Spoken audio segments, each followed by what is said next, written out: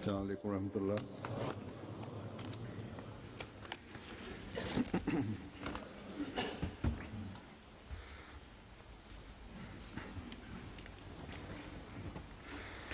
أشهد أن لا إله إلا الله وحده لا شريك له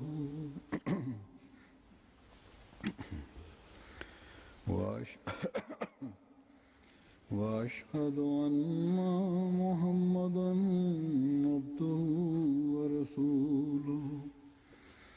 أما بعد فأعوذ بالله من الشيطان الرجيم. بسم الله الرحمن الرحيم. الحمد لله رب العالمين الرحمن الرحيم مالك يوم الدين. إياك نعبد وإياك نستعين. اهدنا الصراط المستقيم صراط الذين أنعمت عليهم غير المغضوب عليهم ولا الضالين.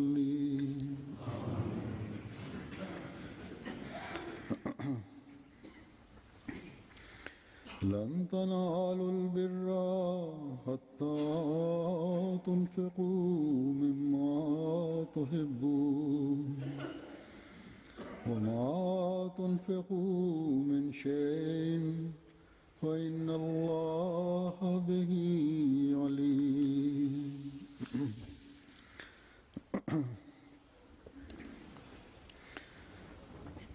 इस आयत का तर्जुमा है कि तुम La traduction de ce verset est comme suit: jamais vous n'atteindrez à la vraie droiture à moins que vous ne dépensiez de ce que vous aimez. Et quoi que vous dépensiez, assurément Allah le sait bien. Le terme bir signifie la vertu du plus haut degré. Cela signifie la vertu parfaite. Comme on l'a compris à la lumière de la traduction, un véritable croyant qui cherche toujours le plaisir de Dieu essaye d'atteindre ce haut niveau dans le domaine de la vertu. Il doit s'évertuer en ce sens afin qu'il puisse se rapprocher de Dieu. Dans le Saint-Coran, on nous a fait comprendre comment accomplir différentes bonnes œuvres pour se rapprocher de Dieu. Le Saint-Coran a attiré notre attention à ce sujet. Et le Saint-Coran a aussi évoqué les dépenses faites pour la cause de Dieu. User de ses aptitudes pour la cause de Dieu est une bonne œuvre selon le Saint-Coran. Dans ce verset, il est dit que dépenser pour la cause de Dieu est un acte de grand mérite. Ce sera une œuvre de grand mérite quand vous allez dépenser la chose que vous aimez le plus. Quand vous allez dépenser de votre bien que vous aimez le plus, ce sera là une œuvre de grand mérite. Certes, Allah va récompenser chaque bonne œuvre accomplie pour avoir le plaisir de Dieu. Mais vous allez recevoir la récompense parfaite lorsque vous allez dépenser la meilleure chose pour la cause de Dieu.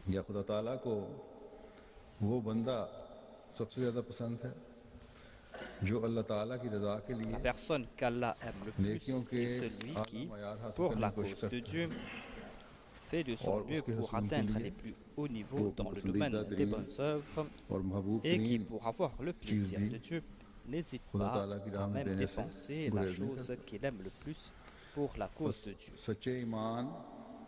L'on va connaître la vraie vertu, la vraie foi et l'on va atteindre les plus hauts degrés dans le domaine du sacrifice lorsqu'on va sacrifier la chose qu'on aime le plus. Le croyant est toujours prêt à faire tout sacrifice pour renforcer sa foi et pour vivre en paix. Voilà comment doit agir un véritable croyant. Un véritable croyant est celui qui est toujours anxieux pour atteindre les plus hauts niveaux dans le domaine de la vertu. Selon les hadiths, il dit que lorsque ce verset fut révélé, Abu Talha, un compagnon du saint prophète, s'est présenté au saint prophète sallallahu alayhi wa sallam. Il a déclaré que je veux offrir le verger que j'aime le plus, dont le nom est Birha. Je veux offrir ce verger pour la cause de Dieu.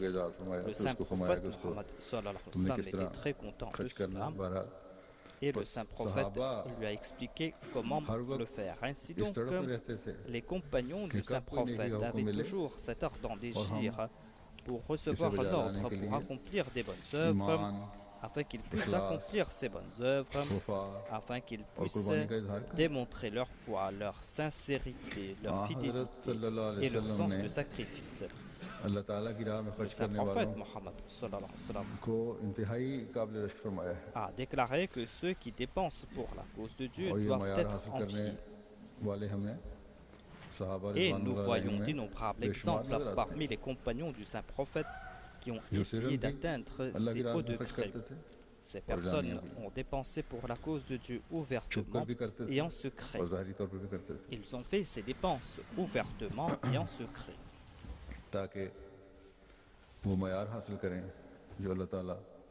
Afin qu'ils puissent atteindre le niveau requis par Dieu pour un croyant. Dieu savait très bien leur intention derrière leur sacrifice et Dieu les a récompensés amplement. Il y avait ceux qui avaient des occupations ordinaires et après quelque temps, ils ont possédé de grandes richesses.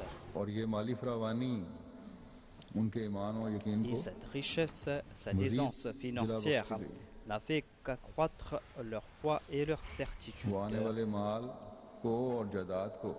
Et sans aucune hésitation, sans aucune crainte, ils ont dépensé pour la cause de Dieu les richesses et les biens qu'ils ont reçus par la suite. Ils savaient très bien cela, que dépenser pour la cause de Dieu nous fera mériter d'innombrables récompenses de la part de Dieu. Dieu multiplie les récompenses 700 fois ou plus. Dieu ne s'endette jamais.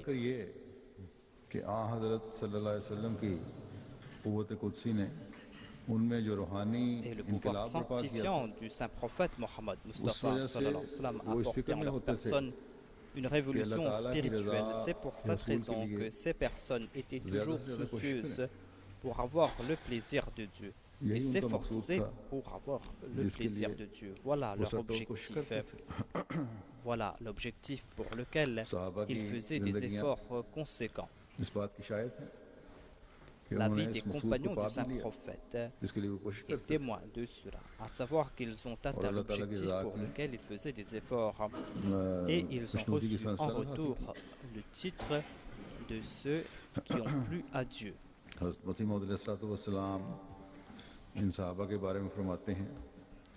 Le Messie promis déclare à propos de ses compagnons: croyez-vous que les compagnons du saint prophète ont atteint ce statut gratuitement? Pour recevoir des titres sur cette terre, on a beaucoup de dépenses à faire, on souffre beaucoup. Et après ces innombrables efforts et souffrances, c'est là qu'on reçoit ce titre qui n'accorde aucune consolation, aucune tranquillité au cœur. Alors croyez-vous qu'il est facile de recevoir le titre de Radiallahu Anhum, ce titre qui accorde la consolation au cœur et qui est un signe du plaisir de Dieu? Croyez-vous qu'on peut recevoir ce titre facilement? En fait, sachez que sans endurer ces souffrances temporaires, l'on ne va pas recevoir le plaisir de Dieu qui est la vraie joie. L'on ne peut pas arnaquer Dieu. Béni soient ces personnes qui, pour avoir le plaisir de Dieu, ne se soucient pas de ses souffrances, car en retour, ils vont recevoir la joie éternelle et le confort éternel. Le croyant reçoit en retour, après cette souffrance temporaire, cette joie éternelle et ce confort éternel. Le Messie premier l'Islam a été envoyé par Dieu afin que les hommes puissent se réformer, afin que les hommes puissent se rapprocher de Dieu. Le Messie premier l'Islam nous a présenté l'exemple des Sahaba, tout cela pour nous faire comprendre qu'ils sont pour nous des modèles et que nous allons devoir marcher sur leurs pas. Si nous allons faire des efforts en ce sens, c'est là que nous serons de ceux qui accomplissent ces bonnes œuvres, c'est là que nous aurons le plaisir de Dieu. Ensuite, tout au long de l'histoire de la Jamaat Ahmadiyya, nous constatons que le Messie premier l'Islam a montré au monde des milliers de personnes qui ont profité directement de son entraînement, des personnes qui ont tout sacrifié pour avoir le plaisir de Dieu. Et en raison de cette chaleur dans leur foi, en raison de leur sacrifice, quotidiennement, la Jamaat a fait des progrès et a parcouru ces étapes sur la voie du progrès. Nous avons vu cela à l'époque du Messie premier l'Islam. Ceux qui ont vécu en compagnie du Messie premier l'Islam ont bien compris le message qu'il leur a donné, à savoir que la porte de la vertu est très étroite. Le Messie premier l'Islam a déclaré la porte de la vertu est très étroite. Comprenez cela, à savoir que dépenser quelque chose d'insignifiant n'aidera pas pour traverser cette porte. Car il est dit Lan talanul birra hatta tunfiqu mimma tuhibbun. Tant que l'on ne dépense pas la chose que l'on aime le plus, l'on ne pourra pas mériter le titre de bien-aimé.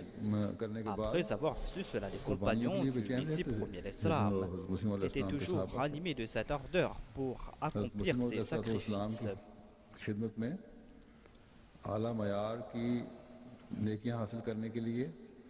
Et ils essayaient d'atteindre les plus hauts niveaux dans le domaine de la vertu et demandaient au Messie premier l'Islam de prier pour eux.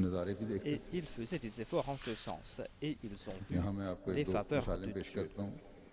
Aujourd'hui, je vais vous présenter quelques exemples à ce sujet. Il y a l'exemple de Soufi Nabi Bakhsh Saheb, qui s'était établi à Qadian. Il a déclaré qu'une fois, je me suis présenté à Qadian pour la Jalsa. Et j'ai dit au Messie premier l'Islam que je veux lui parler séparément en aparté. Le Messie premier l'Islam l'a invité à l'intérieur, mais il y avait la porte qui était ouverte et d'autres personnes sont entrées. J'ai dit au Messie premier l'Islam que mon père m'a dit qu'on lui a donné une bonne éducation, mais depuis qu'il a commencé à travailler, il ne nous sert pas. J'ai dit au Messie premier l'Islam que mon père est en train de dire qu'il m'a donné une bonne éducation et que j'ai commencé à travailler mais que je ne le sers pas. Ma femme me dit que tu es devenu un bon Ahmadi et tu as vendu tous mes bijoux. Donc son père et sa femme avaient tous deux des doléances. Et le rapporteur déclare que maintenant, ici, je constate qu'il y a vos suivants qui sont prêts à sacrifier des milliers de roupies pour votre communauté. Priez pour moi afin qu'Allah fasse que je reçois le double de mon salaire afin que je puisse vous servir. D'une part, il y avait ces doléances de la part de son père qui a déclaré que je lui ai donné une bonne éducation et qu'il n'est pas en train de me servir. Sa femme aussi avait des doléances.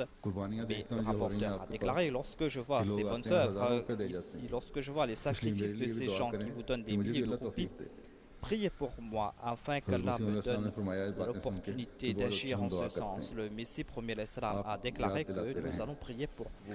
Faites-moi des rappels à ce sujet, a déclaré le Messie promis.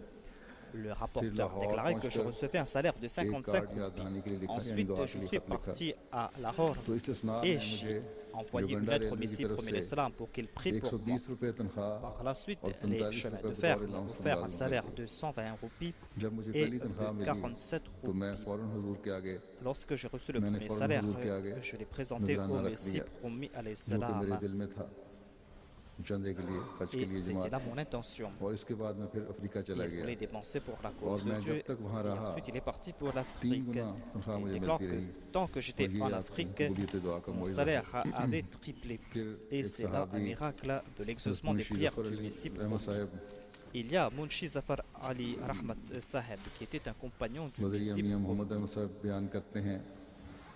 qui a rapporté par l'entremise de Mia Mohammed qu'il y avait un certain Chaudhry Rustam Ali Saheb Marhoum qui était l'inspecteur des chemins de fer.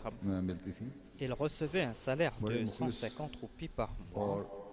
C'était un Ahmadi sincère, un membre fidèle de notre Jamaat. Et il ne gardait que 20 roupies pour ses dépenses et offrait le reste au Messie promis à l'Islam. Et il agissait tout le temps ainsi. Le Messie promis à l'Islam a insufflé dans l'esprit des pauvres aussi cette ardeur pour servir la foi et ce sens de sacrifice. Ces personnes aussi avaient le désir de sacrifier pour sa cause, même ceux qui étaient pauvres, même ceux qui avaient beaucoup d'enfants et qui n'arrivaient pas à joindre les deux bouts. Voyez les sacrifices qu'ils ont faits. Il y a un certain Khadir Qazi Khomardin, qui a rapporté à propos d'un certain Saïd Diwan Shah.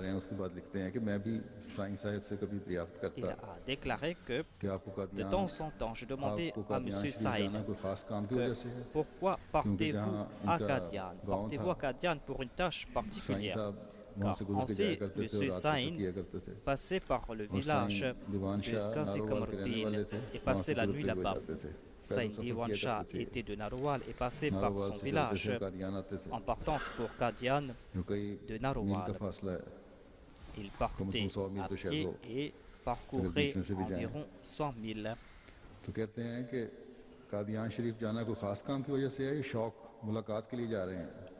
Qazi Khomardin demandait partez-vous à Qadian pour faire un travail quelconque ou pour rencontrer le Messie premier l'Islam.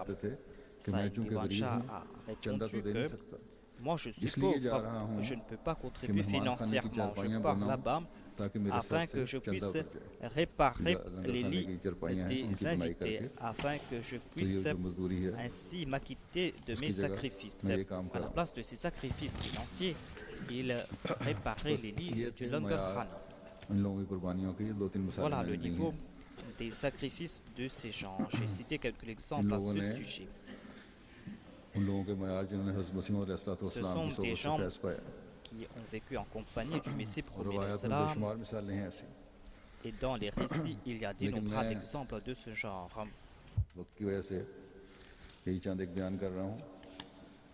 Je n'ai présenté que quelques exemples en raison du temps.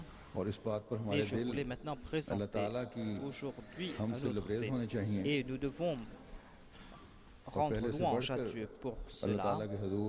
Plus qu'auparavant, nous devons nous prosterner davantage devant Dieu. Car par l'entremise du Messie promis à l'Islam, Dieu est en train de faire flotter le drapeau du saint prophète Mohammed dans le monde. Et pour cela, Dieu a établi cette Jamaat. Et dans cette Jamaat, nous voyons ce grand sens du sacrifice. Il y a de ces gens qui dépensent de ce qu'ils aiment le plus. Mais cela ne s'est pas arrêté à l'époque des compagnons du Messie promis l'Islam. Cela ne s'est pas arrêté après une ou deux générations. Au contraire, même après une période de 100 ans, nous voyons cette même ardeur pour les sacrifices par la grâce de Dieu. Au contraire, les nouveaux venus dans différents pays du monde sont en train de dépenser leurs biens pour la cause de Dieu et ils sont en train de participer dans une course. Aujourd'hui, en ce monde, les gens cherchent leur confort et leurs avantages. Ils ont ce désir d'avoir le confort. Les Ahmadis, quant à eux, accordent une importance secondaire à ces conforts et font ces sacrifices pour la cause de la religion. Afin d'ouvrir les yeux du monde, les Ahmadis sont en train de faire ces sacrifices. Et ces sacrifices des Ahmadis doivent suffire comme preuve de la véracité du Messie promis à l'Islam. Que ce soit en Asie, en Europe, en Afrique ou en Amérique, partout nous sommes en train de voir ces sacrifices. Ces personnes sont en train de faire tous les efforts afin de comprendre le message du Messie promis à l'Islam et afin de le traduire dans la pratique.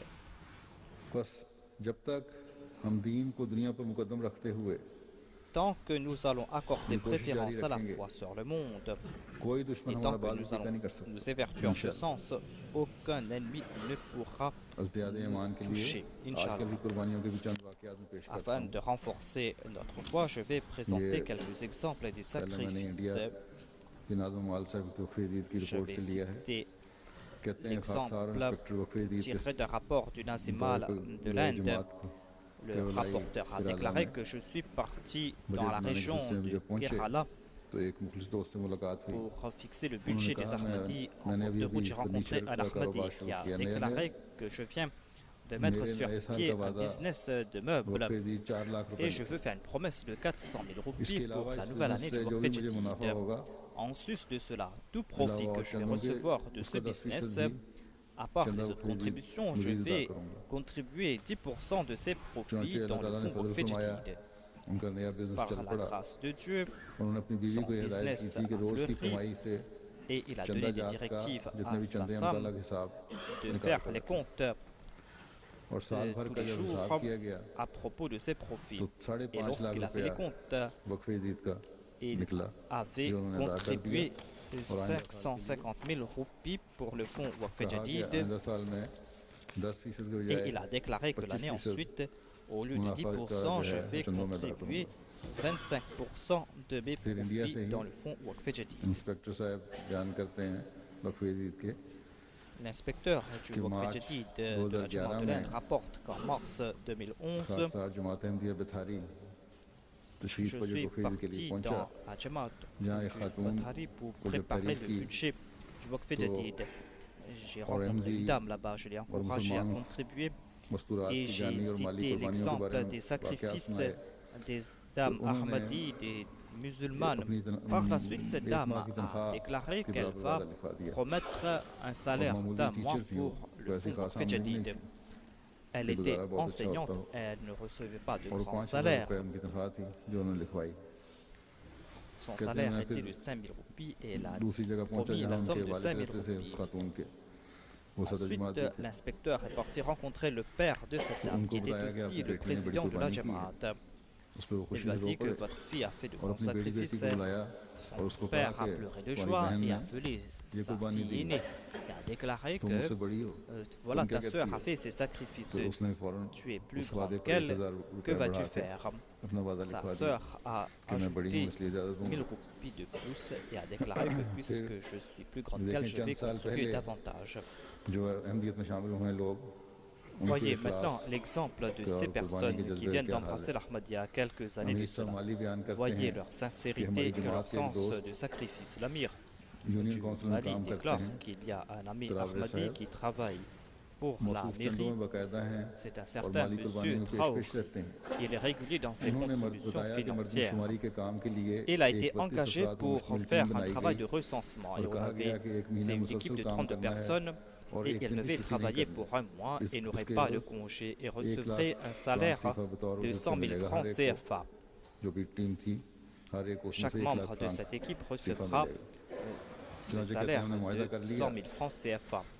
Ils ont donc signé le contrat.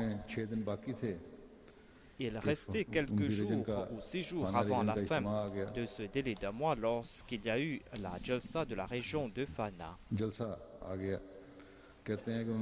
eu la Jalsa de la région de Fana. Il a dit qu'il voulait s'excuser et ne pas participer dans la Jalsa. Mais ensuite, il s'est dit que je dois accorder préférence aux tâches de la Jamaat et qu'il a fait cette promesse. C'est-à-dire, les œuvres de Dieu viennent en premier, même si je ne reçois pas 100 000 francs CFA, cela ne fait rien. Ainsi donc, il a laissé ce travail et est parti participer dans la Jalsa. Ses amis l'ont reproché, ont dit qu'il va perdre cet argent. Mais lorsqu'il est retourné après une semaine, le maire de la région lui a dit que tu n'as pas respecté ce contrat. Mais je me suis dit que tu étais parti pour la cause de Dieu. C'est pour cette raison que j'ai réservé cette somme de 100 000 francs CFA pour toi. Prends cette somme, c'est pour toi. Après cela, le maire adjoint l'a appelé. Il était aussi le responsable de cette campagne.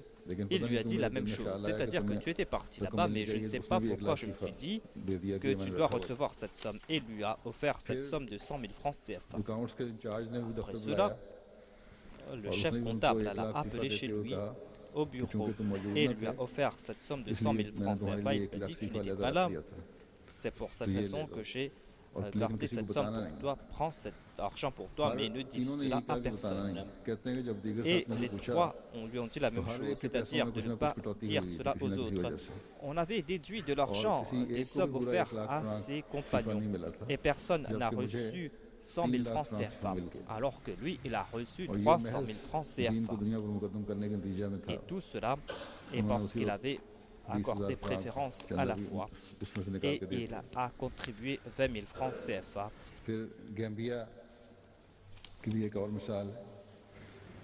Il y a un exemple de la Gambie.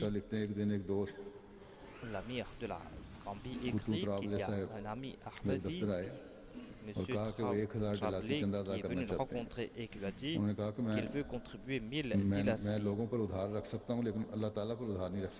Il a dit que je ne peux pas m'endetter face à Dieu. Cet ami Ahmadi était très pauvre et il arrivait difficilement à joindre les deux bouts. Mais il était toujours prêt à sacrifier pour la cause de Dieu. Il faisait preuve d'une grande obéissance.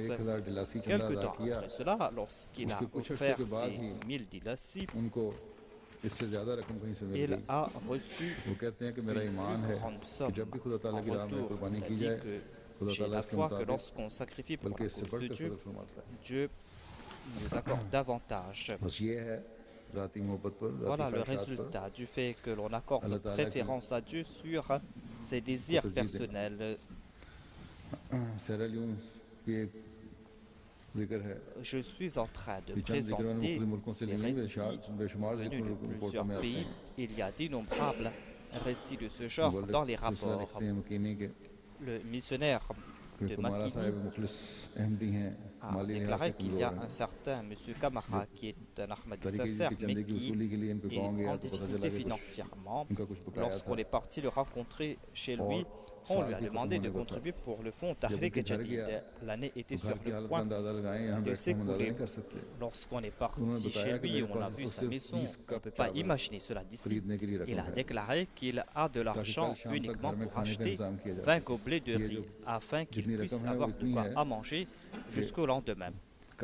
La somme qu'il avait chez lui pouvait suffire pour acheter du riz pour sa famille jusqu'au lendemain. Et il n'avait pas espoir qu'il allait recevoir une autre somme. Il a dit que je vais présenter cette somme. Et il ne s'est pas soucié de ses dépenses. Il a dit à sa femme et ses enfants que c'est Dieu lui-même qui va s'occuper de nous. Et la même nuit, une de ses sœurs d'un autre village a apporté une balle de riz et l'a offert comme cadeau. C'est ainsi qu'Allah s'est occupé de lui. Un missionnaire de la Côte d'Ivoire a écrit qu'il y a un certain Haroun, un nouveau converti, qui habitait à la ville de Sandra et qui a un commerce d'œufs. On lui a invité pour venir au centre pour la Tarbiya et il est venu accompagné d'un autre ami. Et ils sont venus à Aben Guru. Et ils ont suivi ce cours pendant 3 mois. Et ainsi, il a augmenté sa connaissance concernant l'Ahmadiyya. Et il s'est dit que je pars pour la cause de Dieu. Et il a confié son business à son frère cadet, en plaçant sa confiance en Dieu. Et il avait cette confiance en Dieu que son business ne sera pas affecté.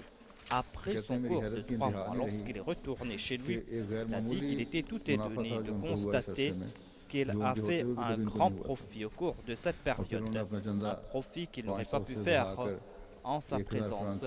Et il a augmenté sa contribution de 500 francs CFA à 1000 francs CFA. Et Dieu l'a béni davantage et il a augmenté ses contributions à 4000 francs CFA mensuellement. Et il contribue dans le fonds Tahrik Jadid, Waqf Jadid. Il contribue aussi au nom de ses parents décédés qui n'étaient pas Ahmadis.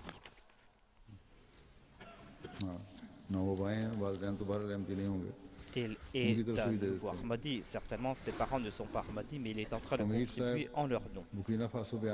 L'amir du Burkina Faso a déclaré qu'il y a un Ahmadi de Boubou. C'est un nouveau converti qui s'appelle Traoré Suleiman, qui a déclaré que j'ai entendu à propos de l'importance du Waqf Jadid dans le sermon. Et la nuit, je n'ai pas fermé les yeux, car la Jamaat est en train d'accomplir de grandes œuvres, mais je ne participe pas dans ce fonds. Et le lendemain, il a contribué 4000 francs CFA.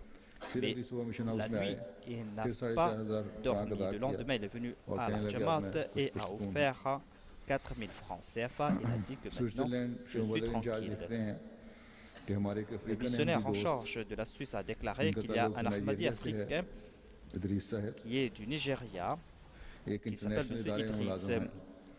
Il travaille pour une compagnie internationale. Lorsqu'il est venu en Suisse, d'un seul coup, il a contribué 9000 francs CFA et il a écrit son nom et son numéro de téléphone. Le missionnaire l'a contacté. Il s'est dit que c'est un nouveau. Peut-être qu'il doit le contacter. Lorsqu'il lui a parlé, il lui a dit: pourquoi avez-vous envoyé cette grosse somme? Il a dit que cela fait 3 mois que je suis ici en Suisse, j'ai envoyé les contributions. Le missionnaire lui a dit que cette somme dépasse les contributions pour 3 mois. Mais il a répondu que j'ai travaillé pendant 6 mois dans un autre pays où il n'y avait pas de Jamaat. Et je devais payer cette somme, je devais contribuer cette somme. C'est pour cette raison que je vous ai envoyé cette grosse somme, c'est-à-dire 9000 francs suisses. Voilà donc la foi de ces personnes. Même si les autres ne savent pas, Dieu sait ce qui se passe. C'est pour cette raison que son compte doit être clair avec Dieu. Il y a un ami Ahmadi pakistanais qui travaille pour une compagnie et qui était en Suisse. Il a promis 5000 francs suisses et il devait recevoir 5000 francs suisses comme bonus de sa compagnie. Mais il savait aussi qu'il avait aussi des besoins personnels et qu'il devait prendre de l'argent de cette somme. Mais lorsqu'il a su qu'il devait contribuer la somme qu'il a promise, il s'est dit qu'il va contribuer cette somme. Et il l'a fait.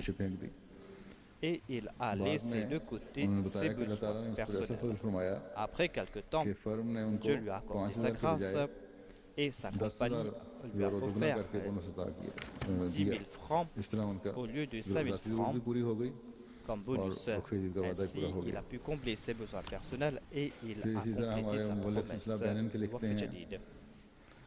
Le missionnaire du Bénin dit qu'il y a un de nos muallim qui est parti dans une région pour récolter les fonds pour le plan Tahrik Jadid. Il a rencontré un certain Abdulatif qui lui a offert 3100 francs CFA. Il a dit: priez pour qu'Allah m'accorde davantage afin que je puisse contribuer davantage. Au cours de cette même semaine, Abdulatif a appelé le muallim et lui a offert 7000 francs CFA en disant que le jour où j'ai été offert 3100 francs, Ce même jour, j'ai reçu un malade. Je l'ai traité et il m'a payé 34 000 francs CFA. Et par la suite, il m'a dit qu'il n'a pas d'argent pour retourner chez lui et il a pris 3 000 francs CFA. Et en fin de compte, j'étais avec 31 000 francs CFA. Monsieur Latif a déclaré que mon cœur a témoigné que Dieu m'a offert cette somme en le multipliant par 10. En retour à ces 3 100 francs CFA, j'ai reçu 31 000 francs CFA. C'est pour cette raison que j'ai augmenté ma contribution et que je vous ai envoyé cette somme. Notre missionnaire du Libéria a écrit qu'il était parti en tournée et il a rencontré là-bas un enfant de 8 ans qui l'aidait et qui transportait de l'eau pour lui et qui le servait. Le missionnaire était très content de lui et lui a offert 5 $ libériens. Cet argent n'a pas grande valeur. Après la prière, lorsque le missionnaire a encouragé les membres de la Jamaat de contribuer dans le fonds Tariq Jadid, il a dit que les enfants aussi doivent participer dans ce fonds. Cet même enfant s'est levé et a dit à son père, en le soufflant dans l'oreille, que j'ai de l'argent, je dois contribuer moi aussi. Son père lui a dit que si tu as de l'argent, alors contribue. Cet enfant a pris ce 5 $ qu'il avait reçu et l'a contribué dans ce fonds. Et en voyant cet enfant, les autres enfants ont pris de l'argent de leurs parents et ont contribué dans ce fonds. Le missionnaire du Kyrgyzstan rapporte qu'il y a un nouveau converti qui a embrassé l'Ahmadiyya environ 3 ans de cela. Il s'appelle M. Zamir. En 2008, pour le centenaire du califat, le centre avait donné une directive que l'on devait récolter une certaine somme pour les célébrations. Et on a réuni cette somme localement. Cette personne recevait un salaire de 66 $. Lorsque notre missionnaire lui a dit qu'il doit promettre une somme pour le centenaire du califat, il a promis 44 $. Le jour où il a reçu son salaire, il est parti directement à la Mission House et a payé cette somme et il est retourné chez lui avec 22 $. Et il a contribué 44 $. Dieu l'a récompensé pour sa sincérité. Après quelques jours, il a trouvé un emploi supplémentaire et il a reçu 150 $ de plus. Et depuis 3 mois, il travaille pour une autre compagnie internationale. Et maintenant, par la grâce de Dieu, il reçoit un salaire de 777 $. Il a fait sa wasiya. Lorsque le missionnaire lui a dit qu'après la wasiya, il doit maintenant contribuer 1/10 au lieu d'un 16e, il a répondu que dès le jour où j'ai fait la baya, j'ai contribué 1/10. Il y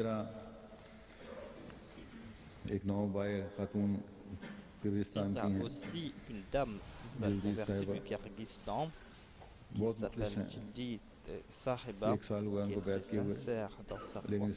Elle a embrassé l'Ahmadiyya il y a 1 an de cela, mais au cours de cette période, elle n'a pas contribué dans les fonds de la Jamaat. Lorsqu'on l'a informé à ce sujet et on a parlé de l'importance de ses contributions, lorsqu'on lui a présenté ses contributions obligatoires à les autres qui étaient volontaires, lorsqu'on lui a informé à ce sujet, elle est partie et le lendemain, elle est revenue et a dit qu'elle veut rencontrer le président. Le président devait partir quelque part, mais la dame lui a dit non, je dois vous rencontrer immédiatement. Elle est venue et elle a offert 15 000 Kirghiz comme contribution. Le président lui a dit que c'est une grosse somme. Elle a dit que j'ai fait le calcul et c'est la somme que je devais contribuer au cours de cette année. Et elle a contribué dans plusieurs autres fonds aussi. Ainsi, elle a contribué la somme qu'elle devait contribuer au cours de cette année. Voilà donc quelques récits concernant la sincérité de ces nouveaux Ahmadis, leur sens de sacrifice, leur ardeur et leur zèle. Après ces quelques récits, je vais annoncer la nouvelle année de la Waqf Jadid et je vais présenter quelques chiffres. À partir du 1er janvier, début de la nouvelle année du Waqf Jadid, La 54e année du Waqf Jadid s'est terminée et débute à la 55e année du Waqf Jadid. Je vais présenter la somme contribuée par toutes les Jamaat du monde entier, somme que l'on a déduit des rapports qu'on a reçus, mais il y a aussi des rapports qu'on n'a pas reçus des pays d'Afrique qui ne sont pas inclus ici. En tout cas, au cours de cette année, on a contribué plus de 4 613 000 livres sterling. Et par rapport à l'année dernière, il y a eu une augmentation de 510 000 livres sterling. Alhamdulillah. Le Pakistan est en première position. En dépit de la situation économique qui est très difficile là-bas, les sacrifices n'ont pas faibli. Qu'Allah bénisse leurs biens et leurs personnes. Qu'Allah leur accorde sa protection et les protège de tout mal. Ensuite, il y a les États-Unis d'Amérique. Et après les États-Unis, il y a le Royaume-Uni. Je pensais que le Royaume-Uni sera en deuxième position. Mais dans le dernier rapport envoyé par les États-Unis, on a vu que le Royaume-Uni est en troisième position. Il y a une différence de 11 000 livres sterling entre les deux pays. Dans la première liste, le Royaume-Uni était en deuxième position, mais après cela, selon le rapport que j'ai reçu, le Royaume-Uni est en troisième position. Mais il y a eu une augmentation extraordinaire ici au Royaume-Uni. Qu'Allah bénisse les biens et les personnes de toutes ces personnes qui ont contribué. Ici aussi, la situation économique est difficile. Et il y a aussi d'autres dépenses, d'autres contributions. On doit aussi construire des mosquées. Il y a aussi le plan Tahrik Jadid et le plan Waqf Jadid. Et la Jamaat du Royaume-Uni a fait de grandes contributions et de grandes augmentations dans ces deux fonds. Et l'on constate qu'on a compris l'esprit du verset Hatta tunfiqu mimma tuhibbun.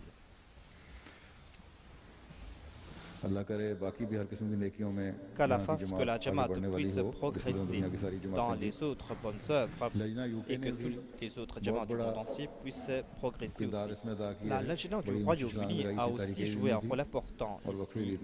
Elles ont fait un grand bond dans le fonds Tahrik Jadid et Waqf Jadid. Qu'Allah bénisse ses sœurs et ses filles. Le Royaume-Uni est donc en troisième position. Ensuite, il y a l'Allemagne.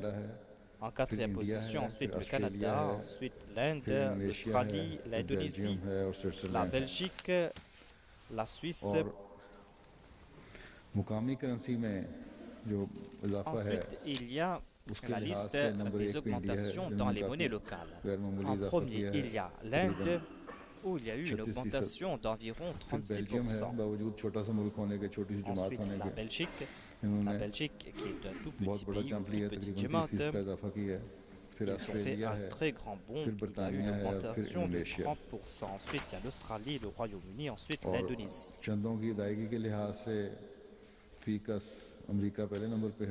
En ce qui concerne les contributions par tête, il y a les États-Unis, la Suisse, le Royaume-Uni, la Belgique et l'Irlande. Pour ce qui est des États-Unis, ils ont atteint un point où s'ils n'augmentent pas leur nombre de contributeurs, ils ne pourront pas progresser davantage. Il y a cette possibilité ici au Royaume-Uni et elle peut avoir une deuxième position. En ce qui concerne les pays d'Afrique, les 5 premières Jamaat sont le Ghana, ensuite le Nigeria, ensuite l'île Maurice, le Burkina Faso et l'Ouganda. Il y a eu aussi une augmentation concernant le nombre de contributeurs. Il y a eu 90 000 nouveaux contributeurs par la grâce de Dieu. Et il y a maintenant 690 000 contributeurs. J'ai demandé aux pays d'Afrique d'augmenter le nombre de contributeurs. La Wakalet Mal va vous envoyer les objectifs à atteindre quant au nombre de contributeurs les nouveaux venus doivent aussi contribuer. Voilà ce qu'a dit le Messie premier l'Islam. C'est-à-dire que dès le premier jour, ils doivent avoir cette habitude de faire des sacrifices. Si les Jamaat d'Afrique font des efforts, on pourra faire de grandes avancées et on pourra augmenter ce nombre. On va vous envoyer ces objectifs. Essayer d'atteindre ces objectifs, augmenter le nombre de contributeurs, même s'ils contribuent une somme insignifiante. En ce qui concerne l'augmentation des contributeurs, le Nigeria, le Niger, Sierra Leone, le Burkina Faso, le Bénin et l'Ouganda ont fait de grands efforts. J'ai demandé au Ghana de faire des efforts, mais ils n'ont pas fait assez. Le Ghana doit faire davantage. Les 3 premières jamaats du Pakistan, concernant les adultes, il y a Lahore, Rabwa et Karachi. Concernant les 10 premières provinces, dans la liste des adultes, il y a Sialkot, Rawalpindi, Islamabad, Faisalabad, Sheikhupura, Sargodha, Gujranwala, Umarkot, Gujarat et Bahawalnagar. Concernant la liste des Atfal, les 3 premières jamaats sont Lahore, Karachi et ensuite Rabwa. Concernant la position des provinces dans la liste des Atfal, il y a Sialkot, ensuite Rawalpindi, Islamabad, Faisalabad, Sheikhupura en 5e position, Sargodha, Gujranwala, Umarkot et Gujarat.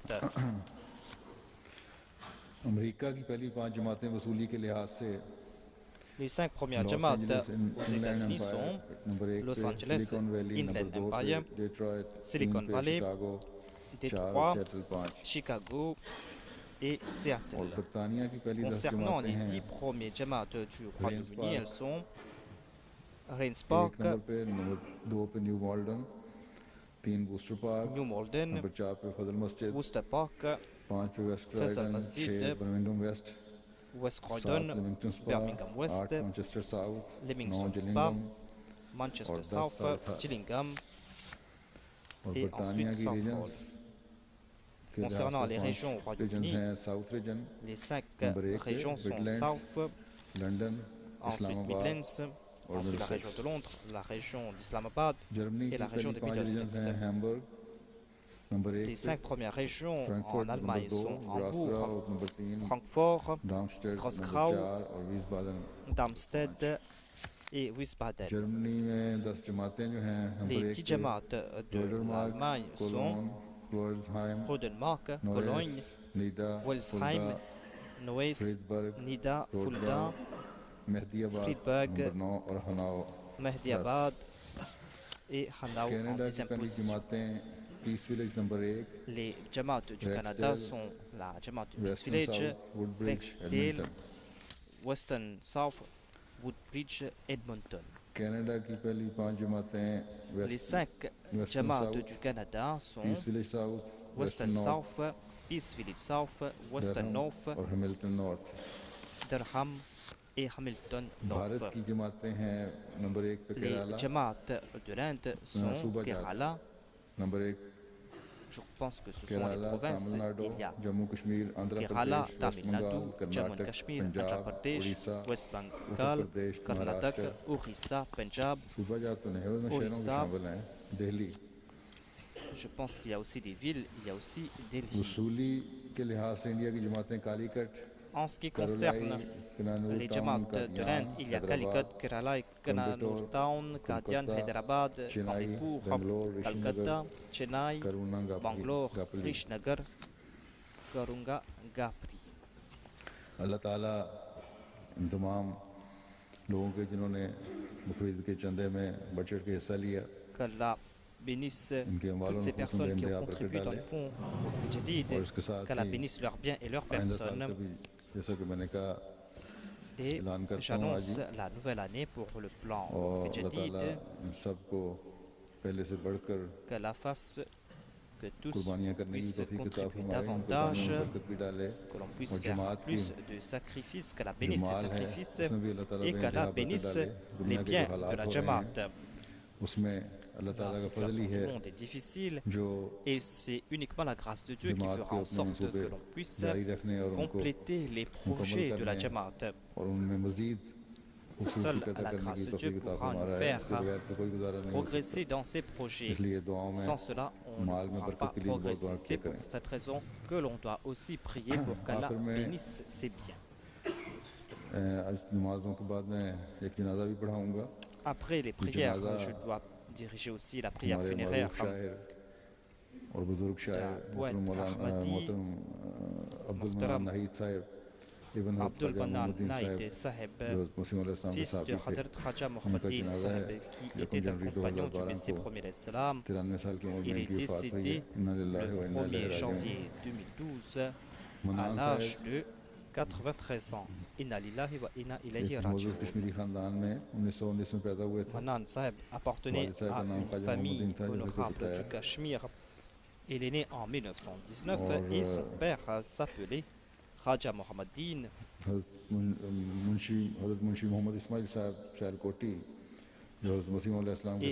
Mohammad Ismail Saheb Sialkoti, qui était un compagnon du Messie promis, était son grand-père maternel.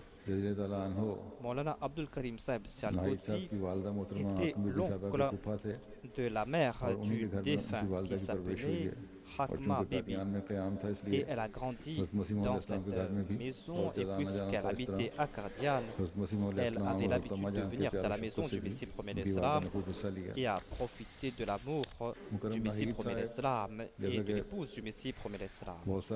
Mukarram Nahid Saheb, comme vous le savez déjà, c'est un grand poète au sein de la Jamaat.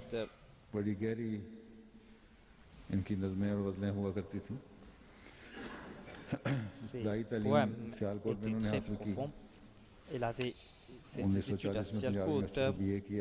En 1940, il a complété sa maîtrise à l'université du Punjab. Et en 1941, il voulait faire sa maîtrise, mais il a trouvé du travail et il a laissé ses études. Et en 1942, il a rejoint l'armée et a travaillé comme comptable. Et en 1968, il a pris sa retraite en tant que comptable. Il a travaillé dans plusieurs régions. Et là où il travaillait, il servait aussi la Jamaat.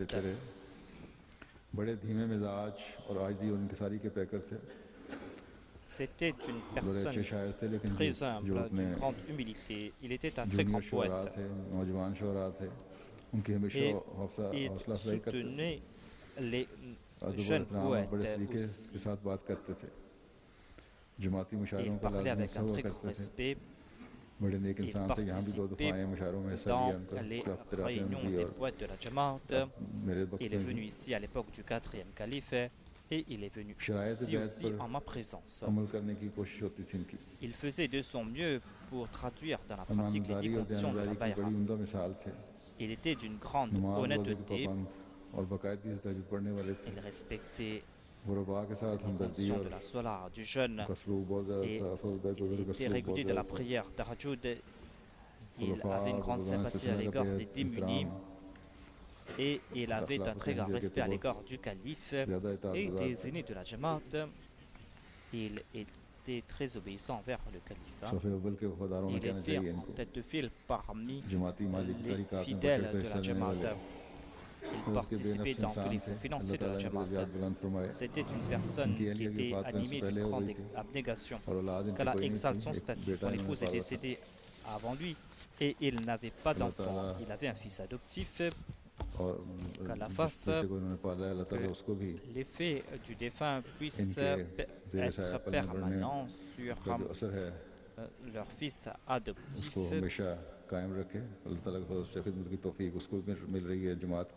Par la grâce de Dieu, lui aussi est en train de servir la Jamaat.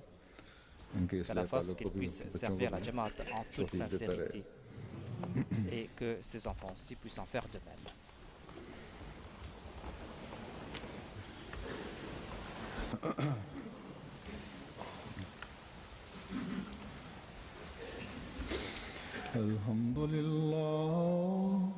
الحمد لله نحمده ونستعينه ونستغفره ونؤمن به ونتوكل عليه ونعوذ بالله من شرور أنفسنا ومن سيئات أعمالنا من يهده الله فلا مضل له ومن يضلل فلا هادي له ونشهد أن لا إله إلا الله ونشهد أن محمدا عبده ورسوله عباد الله رحمكم الله إن الله يأمر بالعدل والإحسان وإيتاء ذي القربى وينهى عن الفحشاء والمنكر والبغي يعظكم لعلكم تذكرون اذكروا الله يذكركم وادعوه يستجب لكم ولذكر الله أكبر